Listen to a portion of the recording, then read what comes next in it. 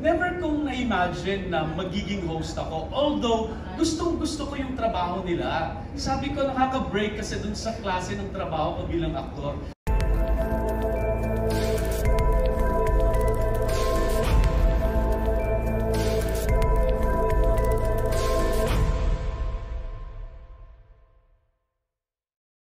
What made you decide to accept this offer? Well, actually, from the very beginning kasi my family is really fond of watching game shows, no? Wala kami sa bata pa ako, yung panahon pa nila Bob Barker sa The Price is Right. Tapos naging si Drew Carey, no? Nagkaroon na ng mga Jeopardy, nagkaroon na ng Are You Better Than Hello? Okay, Are You Smarter Than Fifth Grade, something like that. And then actually, bago si Steve Harvey, nagkaroon pa ng Richard Dawson, bago pa Richard Dawson, after Richard Dawson, nagkaroon pa ng John Harley, bago si Steve Harvey. So, talagang dun yung entertainment para sa bahay, no? So, never kong na-imagine na magiging host ako. Although, gustong-gusto ko yung trabaho nila. Sabi ko, nakaka-break kasi dun sa klase ng trabaho ko bilang aktor. Lalo na ngayon, kasi I have my light side naman kasi kami yung family namin na pag masakit ang isang bagay, hanggang sa ceiling ang sakit, no? Pero ang family namin, pag masaya kami, lumulupasay kami sa floor. Ganun kami kasayang pamilya. At yung side na yun, hindi alam ng mga tao. Pero yung family namin, nung malaman nila mag-host ako, yan, sabi niya, lalabas na yung natural mo. Kasi even naman kasi kahit naman sa theater, may mga light, mga plays. So, hindi ko iniisip na may main host pala ako. And total, sabi ko rin naman, parang hindi ko talaga siya pinapangarap, pero naiisip ko na parang gusto kong maging. So parang naka-jackpot ako dito. And one thing lang, dito, no, kasi magkaiba naman kasi sa ibang bansa, sabi ko nga, yung demographic character ng bawat bansa. Dito kasi sa atin, yung sa ibang bansa kasi pag nananalo sila, parang for fun lang talaga. No? Pero sa atin kasi, may kasama kasi nga, may economic condition yung ating mga kababayan. Ang feeling ko hindi lang tayo nakakapagbigay ng saya. One thing for me, yung sinasabi ni Albert actually talaga is charity. Kasi ang feeling ko, makakapagpasaya pa ng kababayan natin. At the same time, makaka-augment dun sa mga pang-araw-araw na pangangailangan nila. Isipin mo naman, mananalo ka ng 100,000, nanonood ka lang sa bahay. Tumatantos ka lang. At wala namang, yes, tumatantos ka lang. At wala namang bayad yung app. Walang bayad yung card. So yun yung side na yun, doon ako masyadong masaya kasi ang sarap makatulong at makapagpasaya. Okay, sinabi mo rin po kasi that this is a very good breather, kumbaga, from doing acting jobs sa TV series. Bago sa amin lahat ito na napapanood ka. Pero alam ko rin na magaling kang kumanta, sumayaw. Magiging bahagi ba ito nitong pag-host mo sa Spingo? Ang unang usapan namin may ganun kasi gusto ko rin talaga. Pero parang kasi meron kaming time limit eh. So hindi ko alam kung maipasok pa namin. Pwedeng hindi, pero baka makapag-experiment kami. Pero as of now, dahil may time constraint, baka hindi pa muna, wala pa sa considerations. Pero kanina dapat pinakanta niyo ako. Ay, joke! Magaling siyang singer. Last question po. Anong extra preparation yung ginawa mo dito sa job na to? Kasi syempre ibang-iba ito sa ginagawa mo sa pagpapadrama-drama. Wala, honestly wala.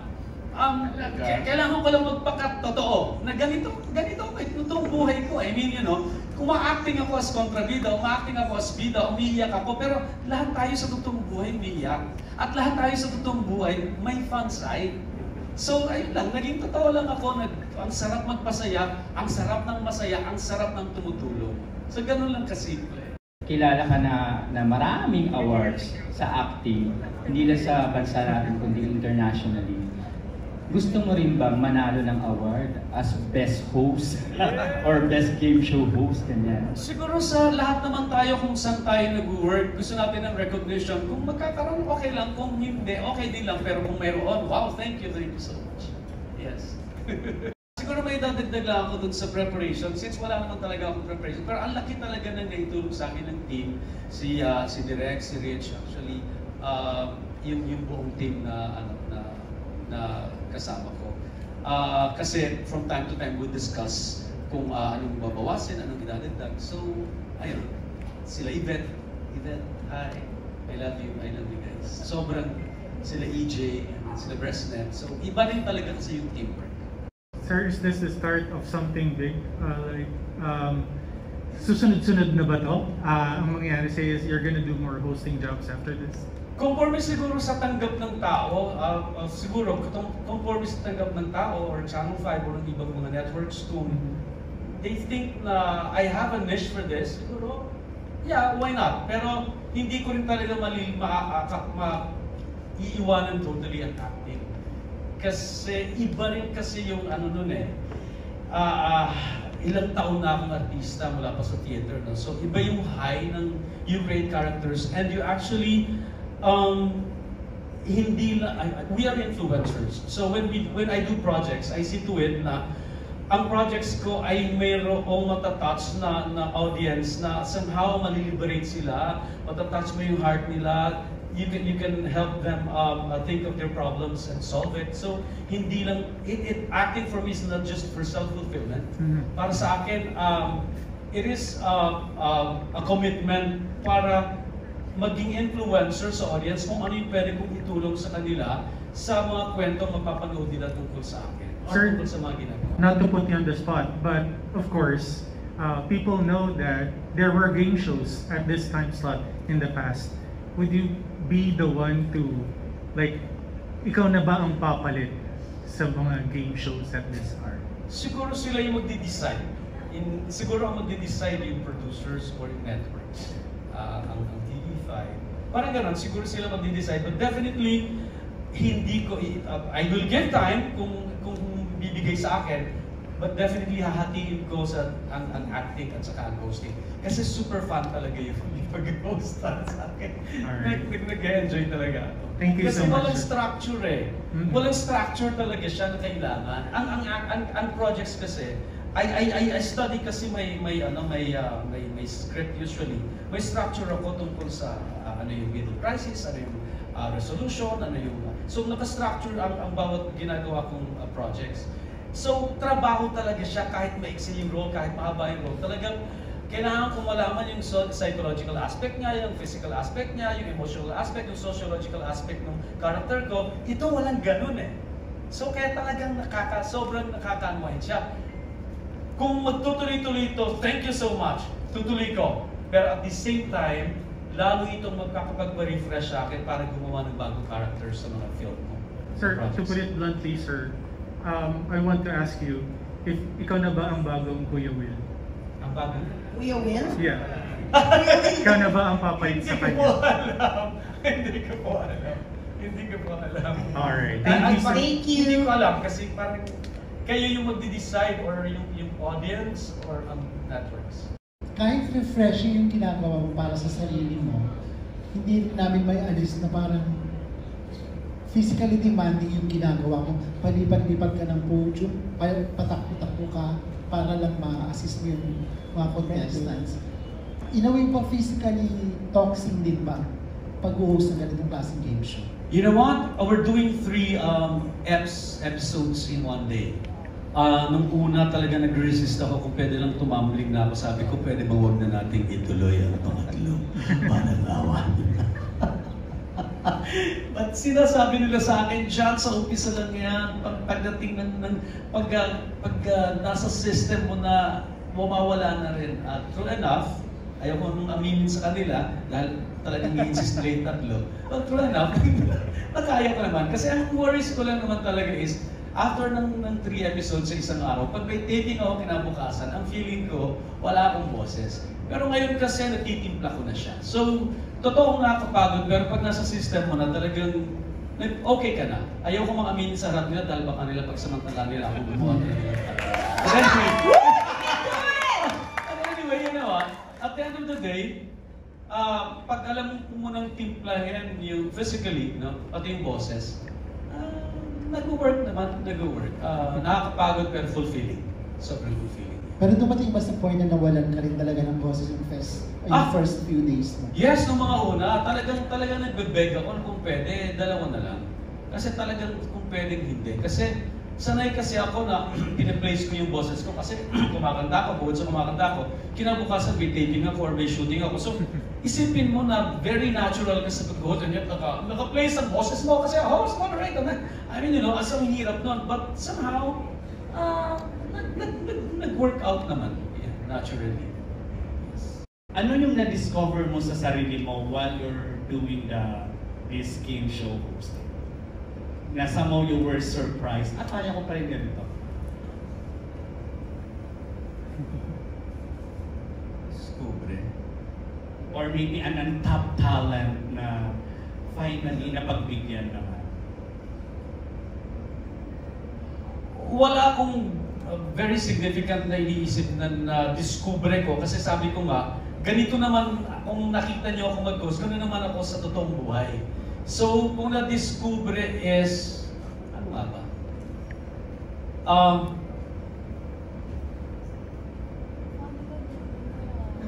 Funny ako. Thank you. Ayun, well, I had kasi like, remember the Panther Sisters, no? Yun yung first ko yata yung Panther Sisters na nilabas ko yung hindi, yung light comic side ko na hindi hard sell. And then nagawa ko din yon sa 10 Little Mistresses. In fact, sa 10 Little Mistresses, lumabas yung idea na gagawin akong host nila ng idea first nila Direk Percy. Kasi nung, remember ko napanood nyo siya, yung pinapresent ko yung 10 gifts sa aking 10 karida, na ang unang regalo, ang pangalawang regalo, ang pangatlong regalo. So doon yata nila nakuha yung idea na, pwede mag-host si John ng game show. Kasi, okay, sabi ko, alright, mukhang talagang gusto ko naman why not? Sige. So ganun. Yeah, well, siguro from another people's point of view na nagsasabing funny ako. So, hindi ko lang pala iniisip na, funny ako. So, kung sinasabi ni Sam na funny ako, ibig sabihin, so, funny ba ako? Yeah. Okay, yeah. So, thank you. So, yun siguro din yun. Na-affirm na, well, kasi sa pamilya namin talaga, sa totoo lang talagang ganun kami. So, kaya kung na-affirm sa amin na mag-anak na luko-luko ka, kalog ka, ganun. So, ngayon, in public, nakikita na nila. So, na ganun kami. Yeah. And last na lang, what's the possible mistake na you can't afford to do while doing this game show? Ako? Yes. Well, lahat ng klase ng mistake. Ang kagandahan kasi ngayong era na to, sabi ko nga sa kanila nung una, pwede bang ipasok niyo yung mga mali ko? Kasi alam mo, isa sa naka-inspire sa akin si Steve Harvey kasi I think isa sa mga kaya sa naging distinct, very significant yung pag-host niya. Kasi ultimo yung mga reaction niya pag naaasar siya dun sa player pero pinipilit niyang bumawi. Alam mo yung ganun ka-natural. Yung era kasi ngayon is very authentic yung gusto ng audience natin. So kung magkakamali man ako, actually napaka-bonus sa akin nung era na to. Kasi feeling ko kahit magkamali ka, mas gusto ng tao kasi nakikita nila yung pagkatao mo. So sabi ko nga sa kanila, pwede ba natin ipasok yung mga mali ko na parang ulit-ulitin ng ganyan sa isang, kaso editing yun eh. Kasi para ang dating is, TikToky, may pagka-TikToky, may pagka, how do we call it? May pagka-social,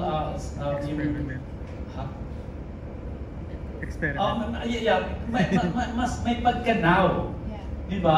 Kasi ganun ang gusto ng audience, pero parang mag-gastos yata yun or magtrabaho sa pero sabi ko yung mga mali, mga mistakes na respeto pa rin. Hindi naman yung mga pagkakamali na parang sobra na. Like, yung punyeta talagang sinasabi ko lang yun dahil alam kong i-edit siya. Pero nagpapasaya lang kasi minsan yun dun sa mga kasama sa studio.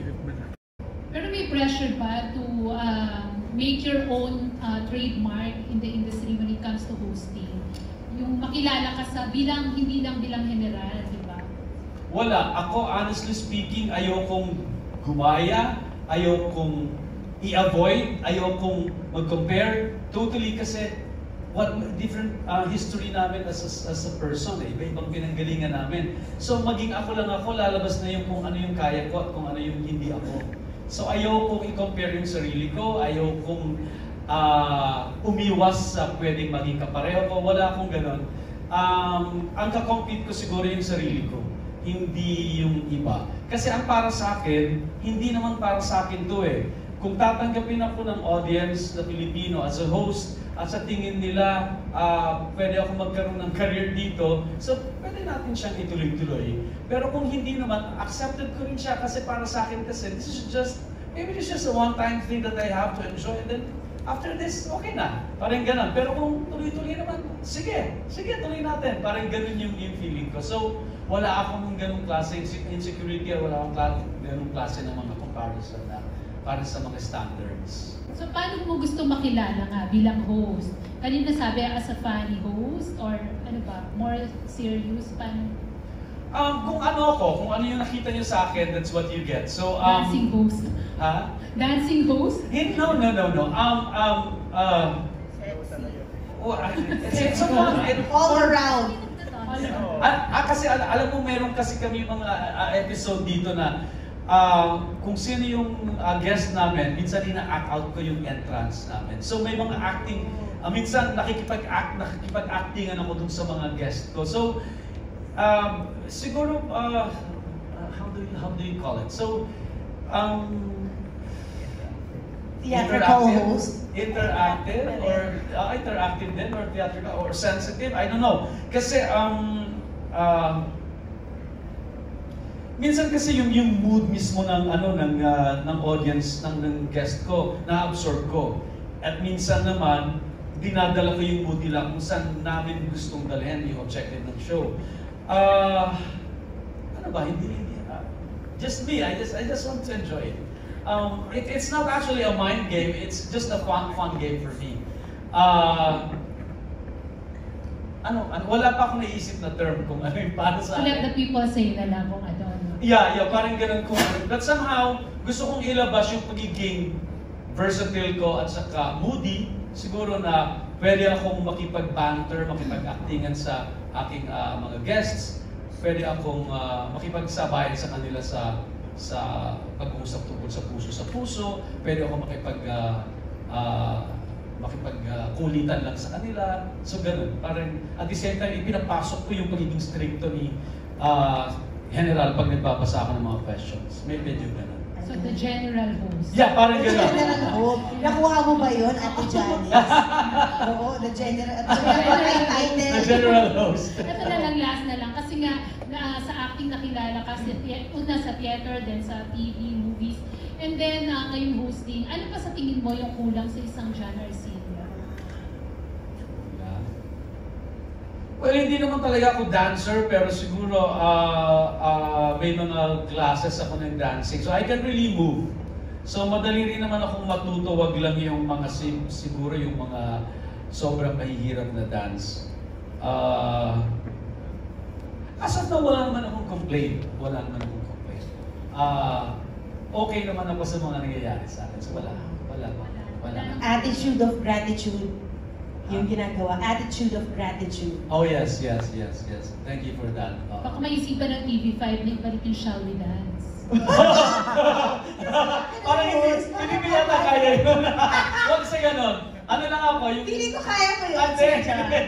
Oo, ang galing ko sumayo. Hindi ko talaga nakita, pero nung bumisita tayo dito nung isang beses para mag-cover, bonggang-bongga yun.